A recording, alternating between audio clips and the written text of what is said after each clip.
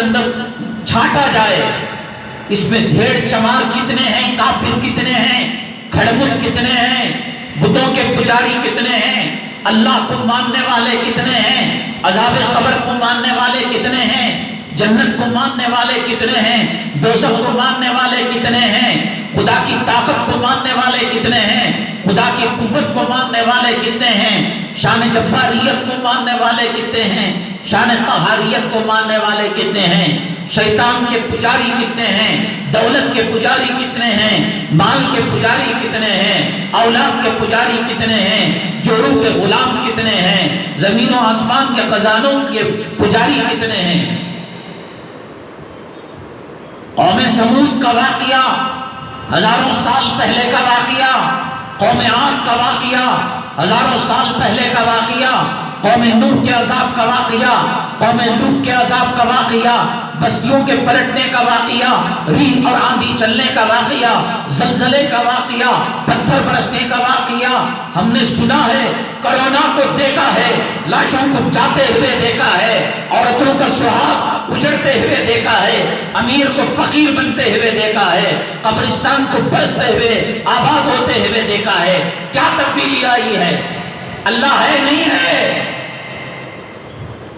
داڑھی منڈے کے چہرے پر ابھی داڑھی نہیں آئی، بے پردہ رنڈی نما عورت کے جسم پر ابھی پردہ نہیں آیا۔ چلو مانا قوم لوط کو نہیں دیکھا، قوم عاد کو نہیں دیکھا، قوم سمود کو نہیں دیکھا، قوم نوح کو نہیں دیکھا، تیری گلی میں، تیرے خاندان میں، تیری بستی میں، تیرے سماج میں، تیری سوسائٹی میں خدا کے قہر کو اپنے آنکھوں سے دیکھا، سہاگ اجڑتے ہوئے دیکھا، بچوں کے سروں سے باپ کا سایہ ختم ہوتے ہوئے دیکھا۔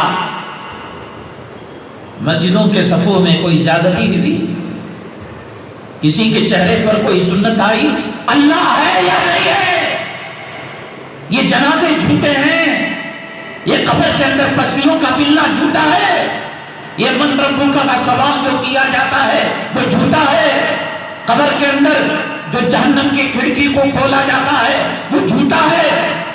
تیرے داڑھی منڈانے کا مطلب، تیرے نماز کے چھوڑنے کا مطلب، تیرے گھر کے اندر میوزک اور موسیقی چلنے کا مطلب، تیری عورت پر پردہ نہ آنے کا مطلب، تیری عیاشی کا مطلب، تیرے سود میں ملوث ہونے کا مطلب، تیری رشوت خوری میں ملوث ہونے کا مطلب، حرام کاری کے اندر فرق نہ لانے کا مطلب اللہ ہے ہی نہیں۔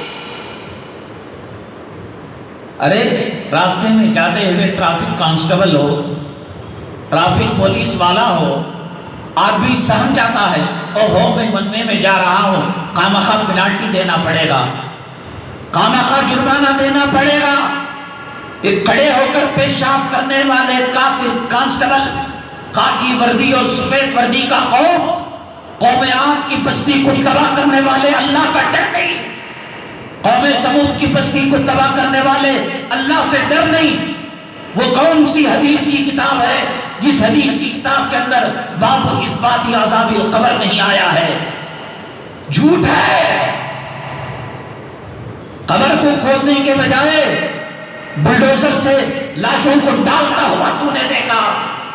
بیوی نے قانون کا چہرہ دیکھنے کے لیے بیوی ترس گئی، قانون کا چہرہ نہیں دکھایا گیا، اولاد ترس گئی، باپ کا چہرہ نہیں دکھایا گیا، بہنیں ترس گئی، خاندان والے ترس گئے، چندی میں لپیٹ کر بلڈوزر سے کھود کر اس کے اندر اس لاشے کو پھینک دیا گیا۔ کیا چاہتا ہے تو؟